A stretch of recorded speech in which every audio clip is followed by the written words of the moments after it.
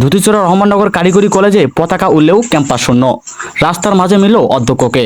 2 ফেব্রুয়ারি গাইবান্ধা সদর উপজেলার 11 নং গিদিরি ইউনিয়নের ধুতিচড়া রহমাননগর কলেজে এক নজরবিহীন ও দায়িত্বজ্ঞানহীন চিত্র ফুটে উঠেছে। জাতীয় পতাকা সর্বে উড়লেও পুরো কলেজ ক্যাম্পাসে কোনো শিক্ষক কিংবা কর্মচারী দেখা মেলেনি। এমনকি সকাল 10:30টায় কলেজের অধ্যক্ষকে পাওয়া গেছে কলেজ থেকে প্রায় 2 কিলোমিটার রাস্তা দূরে।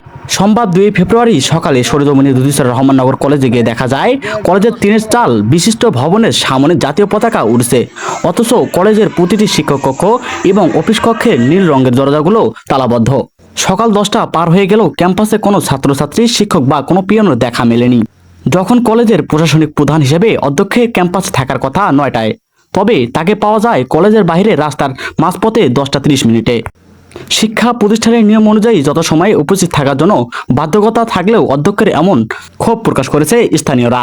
স্থানীয়দের অভিযোগ, শিক্ষক কর্মচারী ছাড়া যদি পতাকা উত্তোলন হয়ে থাকে তবে সেই দায় কার? Mohammad Shuvo Islam, channel A1 TV, Gaibandha.